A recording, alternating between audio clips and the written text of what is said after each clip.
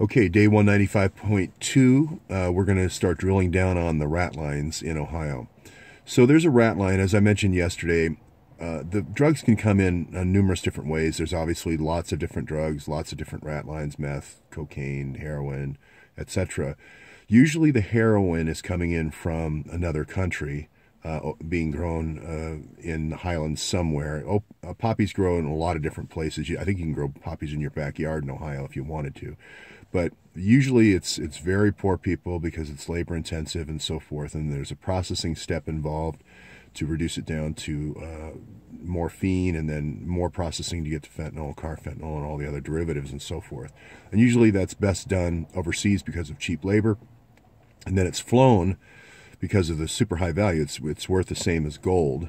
So is cocaine, for that matter. So similar ideas for cocaine. Meth is also a similar value. Pot is not as obviously of high value, 1/100th of the value by volume.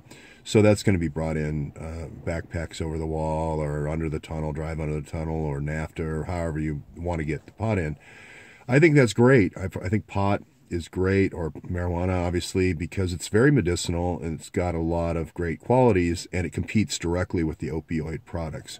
So if nothing else, I would be promoting marijuana just so that we would reduce opioid deaths. I haven't heard of anybody dying of a marijuana overdose lately.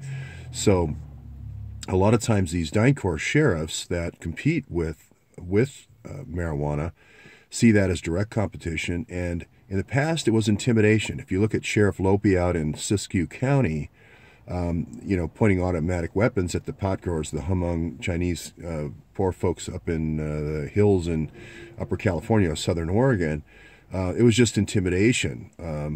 But now we're getting into we're murdering whole families that are in the pot business, and that really took a turn last year in a place called Pike County. Think of Peebles. Think of Pebbles and Bam Bam. 8 people were killed. 6 boys, I think the Roden boys, and their 2 wives. They left the babies alive. But this is kind of going now toward a DynCorp foreign country. We're kind of moving into that, Haiti-type DynCorp activities where, well, if we don't like them, just kill them. I mean, that's just all we do. Or Afghanistan or Pakistan. And that's really why kind of I'm stepping up in this series and talking about it, because before intimidation, pointing the weapons, putting people away that are pot growers and so forth, these really should be celebrated people. I mean, they're not like doctors, but something close to that. I mean, they're doing a valuable service, medicinal service for the people. So why would we want to intimidate them? I just don't understand that. But anyway, and I'm not a pot smoker. I have in the past, but I mean, no axe to grind. But when you have an operation like you have in Wilmington, first you have to get them in, so there's a point of entry. If you control the White House and you control the military, or you just have you're entrenched in the military like DynCorp is in maintaining all the helicopters and airplanes. If you have a place like Wright Patterson Air Force Base in Dayton, you just bring them in there, which is going to be an obvious place to bring them in. All your major Air Force bases are going to be obvious points of entry, and you move it around. I mean, it's a shell game. You're not going to obviously do the same thing every day or have a schedule every day. The enforcement's been so lax, maybe you do, but if you're smart about it, you don't. So they're going to matriculate from the Dayton area down to Cincinnati directly. That's not that far, maybe 60 miles. You're going to get them in. You have to store these things as they come in, unless you have buyers right day one, which is very rare. And you're going to store them in places where you have a helicopter pad, like these sheriffs that have helicopter pads, like Sheriff Lopi in Siskiyou County, and Wilmington County, Wilmington, Ohio, like we have in Clinton County, where I'm going to be going and talking about Sheriff Pfizer. So you need safe storage location. You need to control the police. It needs to be outside the city limits, so that's why you choose a sheriff. And it's usually low population. And the other thing you'll see working those warehouses will be some type of poor group to transport when you do have a buyer. So it's going to be the Somalis. In the case of Wilmington, Ohio, they're going to come down from Columbus, go up to Columbus, deliver to Cleveland, and you have the same kind of rat line going down towards Cincinnati. So that's how it works, and we're going to be drilling down on those rat lines and so forth. Now, a lot of people say, well, why are you always, focusing on modus operandi? And here's where I get to work the Greeks in. I have a viewer who said, talk about Archimedes. So Archimedes, if you don't know, believed in models. And he said, okay, if you just create the model, you don't have to really recreate the world to prove anything. And he's the guy who computed the circumference of the world. Anyway, long story short, he looked for a place where there was no shadow at the bottom of a well. He said that has to be on the equator. Good assumption. And then he moved off with a stick and made a shadow with a stick until it was 7.2 degrees, being 1/50th of the circumference of a circle. He said, it's easy from here. Just take how far I walked and multiply it times 50, because 7.2 degrees is 1/50th of the circumference of a circle. And he was within about 1%.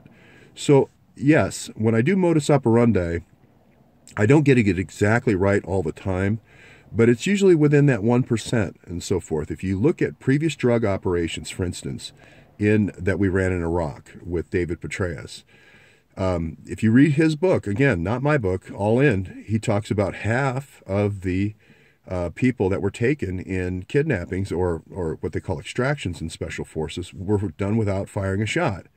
Now, how do you go into a hostile village with all these automatic weapons and all these guards and all this ISIS and so forth and not fire a shot? And the way it's done is you fly over the village and you spray it with a sarin-like substance. This is the same testing that they did in Porton Down, England in the 50s over Norwich and other towns along the coast, the sea coast. They had done it over inland towns as well, but then they wanted to see how the sea mist and the sea winds and so forth affected it. And that's why they chose some of those coastal England towns. And everybody just goes to sleep. You don't go to sleep right away, but it operates in your parasympathetic nervous system, and you kind of nod off kind of thing.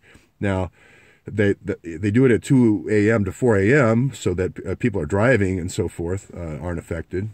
But every once in a while, you'll see a train driver fall asleep and stuff where they've done spraying and so forth in the U.S.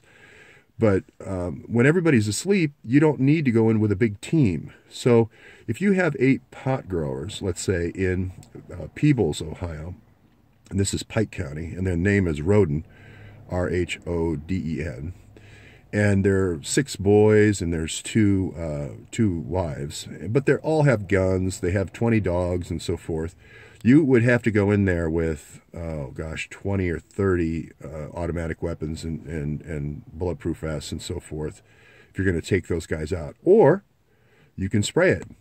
Once you spray it, everybody goes to sleep. All you need is 2 Somali kids from a war-torn nation that have already shot 7 or 8 people in the head by the time they're 13. And when they go in there, everybody's asleep. They just shoot everybody in the head. And that's exactly what happened in the Roden killings. And all you need is a handler like Stevie Stevens, come down, pick them up in Columbus, and then go to Pike County and do that shooting. And that's exactly what happened in that shooting. If you release the DNA evidence, Sheriff Reeder, or release the tips, then we can follow up on that. If in the other case, if in the Cleveland car dealer shooting, the Kuznick shooting, if they release the DNA for Stevie Stevens and his phone records, we can see where he went a year before. But if you just follow these handlers around, it'll kind of follow the kill rat lines. So we will be going to Ohio, and I hope to interview Sheriff Fizer. And I would like to go to Peebles, Ohio, and interview the mother and the widow as well. These are the kids were not, Rhodes Scholars. I'm not saying that, but they were growing pot. I mean, it wasn't like they were running child sex rings or any of the other stuff that's going on, with the political class. And they did not deserve to be murdered. I mean, that's just ridiculous. So that's round 2, and we'll keep recording. Hopefully I get my PC issues challenged so you won't have to look at my mug, and we'll move on from there.